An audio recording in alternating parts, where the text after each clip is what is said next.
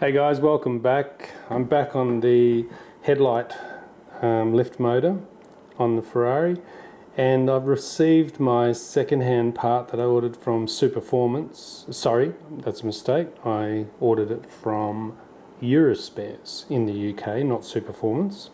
And this is the one that's turned up. It's the correct one. It only has this dust boot on it. Doesn't have the main dust boot, which I did successfully remove, believe it or not, from the original one. I did get it off without any damage whatsoever. Used a couple of screwdrivers, large big flathead screwdrivers, to sort of manipulate it off. It was a bit of a rigmarole, took me about 10 minutes, but I got it. You just got to be careful. It is quite malleable, to believe it or not, considering it's 35 or plus years old. I was pretty surprised at how malleable that is, and there's no signs of cracking at all. The top one comes off really easy. Obviously this one didn't have a bottom dust boot. Now the reason I say that is because the top dust boot is different, and you can see here that it's slightly different colour. Mine's a lot cleaner, my original, to this one, which I'm not worried because I'm going to attempt to put that boot back on it. A couple of issues. My one I didn't really notice until just recently. When I took the dust boot off, I noticed that this coating on it, when I looked on this side, this coating's been removed. You can see there to expose all the wiring. You can see there was coating on that wiring, but it's been removed for some reason. So this has obviously been out before, because I certainly didn't remove all the coating from this face here and all those wires. So this has definitely been off before, as far as I'm concerned, because it should look like that, with the coating all over it, completely covering the wiring as well. I guess that's why this one didn't really need a dust boot, because it's well covered. However, it's from moisture, I guess, because these areas do get wet in the Mondials. However, this certainly had it on there, because you can see where it's been removed and it's been scratched off, like for instance there, and so on. And it wouldn't be like that on the wiring if it hadn't been removed. It's definitely been scratched away. So that's a bit, unusual. But anyway, one thing I am annoyed about is that it hasn't come with a cap, little cap there, which is for your manual motor, or your manual turn. So in case the motor goes down, you can turn this and lift your headlight. So it didn't come with a cap. Or a little button, whatever you want to call it. And the thing that I was really annoyed about, I don't know if you can see it already, but they just come along and snip them out of the car. So they've just, instead of unwiring it, they just cut it there, leave the earth line, but then just cut it there and then send it to you like this. And I just think that's just rubbish. Like, seriously, you're charging me, I think it was all up, this has cost me just under $600 to have it freighted here to Perth from the UK, and it's second hand. So obviously they do it because it's cheaper to pull it out of the car that way rather than spend time unwiring it. But really, okay, those wires there, they go to clips like this, don't they? Yeah? How hard is that? How hard is it to pull this damn clip out? Yeah? And keep this wiring, intact. But anyway, enough whinging. Okay, so luckily I've got my little cap. That should fit there. That should fit on there. I'm gonna do all the wiring, actually I could probably put my boot on before. I'm gonna get that on there. Probably just gonna be just as hard to get it on as it was to get it off. And then I'm gonna throw my dust cover on. I'll probably even leave that dust cover on there. Okay, so anyhow, I'm gonna get all that done. And then when I get it to the car, I'll come back. Yeah.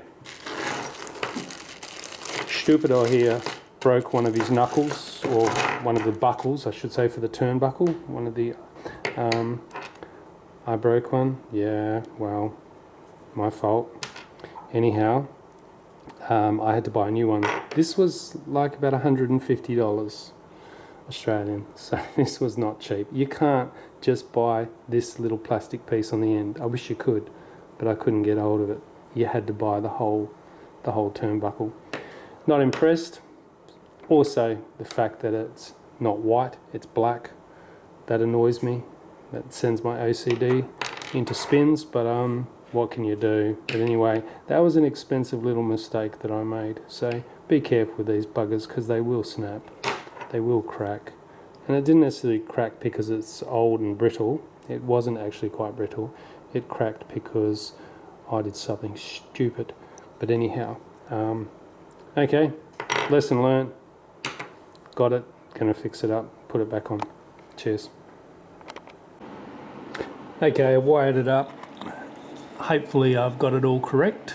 I've used a picture off my phone that I took before. So I'm not going to put the shrink wrap on these connectors until I've got it there ready to go, but I'm not going to do it because I'm going to test and make sure this is wired up correctly first. So I'm just going to wire it up to the car. I'm not going to mount it, I'm just going to wire it to the car and then check that it's working. Alright. Okay, I've wired it into the car, I've earthed it, connected up the main wires, got the battery on now. I'm filming this to see if it's going to turn because I can't see it when I put the lights on. Let's hope that spins when I turn the lights on.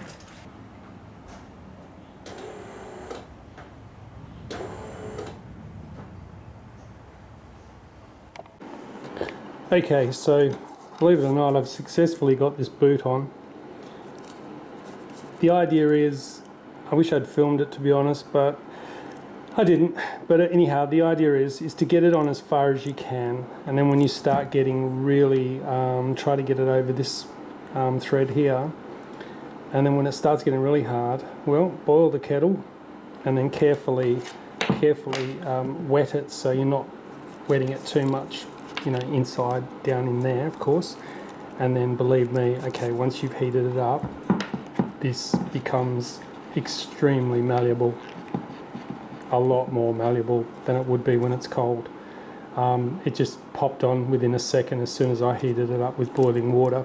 So I put about 20 seconds of boiling water over it, and then grabbed some pliers and pulled it, and it's pretty tough stuff. You know, you can put a pair of pliers on it and it doesn't tear. It's very strong, so I'm glad that I was able to put that back on because it's kept the integrity of the actual unit. But anyhow, I'm just going to work out these wires, pull them out. They should come out a little bit further, and I should be right. I need to put it back on the car. Okay, so it's all in, all connected up. You can see the little black knuckle there on the turnbuckle. I left that part of the original turnbuckle, and all I did was take off that plastic piece there and replace that. So I've got a spare one of those, which is good, and a spare turnbuckle, which I don't really need, but anyhow. Expensive brake, so yeah, be careful of them. So I've set it all up. Now it's all wired up, all nearly wired. So now it's just a matter of is it going to work? Moment of truth. Let's find out.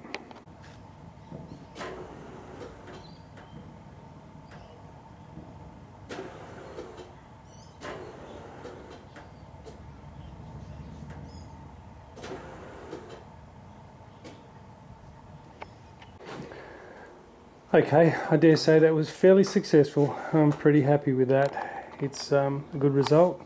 It's all working, all the lights are working well now, so yeah, okay, what a mission. But anyhow, it's done. So it's a little bit dark down there. It's starting to get late here. It's about 6 PM here in Perth. So yeah, so it's all done. So all nice and cleaned up. Original boots back on. I mean, you'd never know, apart from that little black knuckle there, you would never really know that it's not the original. But it is an original part. It's just not my original. So yeah, all good. I'm much happier with all these new connectors. So improvements on the Mondial. Alright, well I hope that helps somebody out. Anyhow, thanks for watching.